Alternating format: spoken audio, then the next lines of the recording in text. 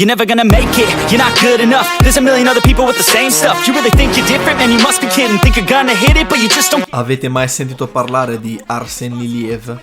È considerato da molti il top roller più esplosivo della storia.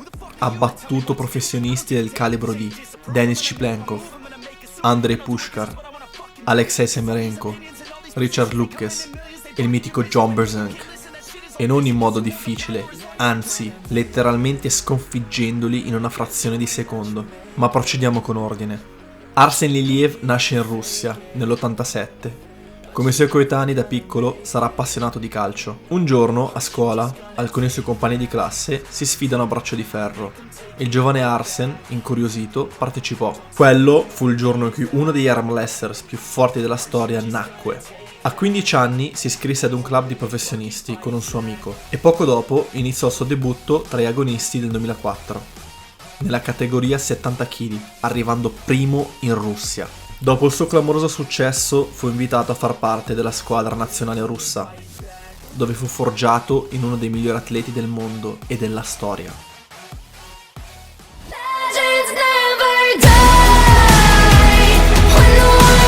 Arsen è riconosciuto come uno dei migliori in assoluto per via del suo peso ridotto.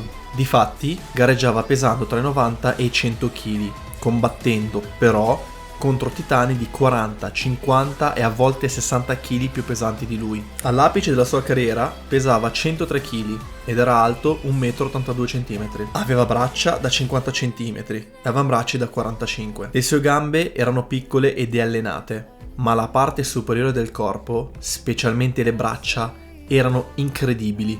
Un ammasso di fibre muscolari pronte ad esplodere con una potenza disumana.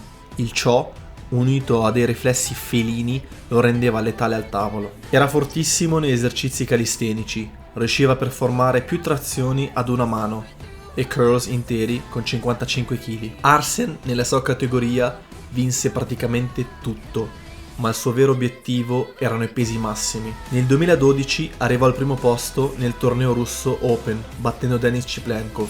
C'è da dire che Denis in quel torneo era anche abbastanza faticato dopo essersi letteralmente ammazzato con Andrei Pushkar. I suoi fight più famosi furono contro Dmitry Trubin, Travis Bagent, Todd Hutchins, Terence Opperman, Andrei Pushkar, Denis Chiplenkov, Richard Lupkes, Alexei Semerenko e il mitico John Berzhenk. Arsen, una volta assicuratosi la vittoria, lasciava che l'avversario vincesse gli altri round per non stressare troppo le articolazioni e i tendini. Per questo non ha molte vittorie pulite a suo carico.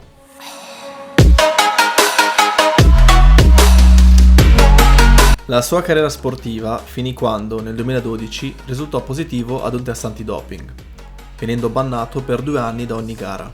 Ciò gli diede molto più tempo da dedicare alla sua vita personale. Difatti, lavorava come militare per lo Stato russo, mise su una famiglia e si aprì un business gestendo una palestra. Ora ha un figlio ed è concentrato sul lavoro. Non ha più intenzione di tornare nel mondo del braccio di ferro per via del mancato incentivo finanziario. Rimane sempre coinvolto nel mondo dell'arm wrestling, partecipando come fan a tutti i tornei. Arsen è uno degli arm wrestlers più forti e amati della storia. Le sue gare erano come le vicende di Davide e Golia. Rimarrà negli annali come uno dei top roller più forti che siano mai esistiti.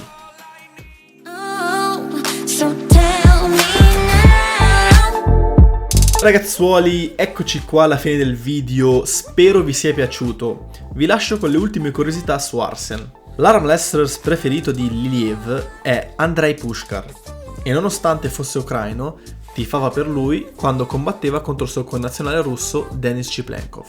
Arsen fu coinvolto in uno scandalo da giovane, dove quando si rese conto di essere fuori pesa, mandò un suo amico al suo posto al weigh-in.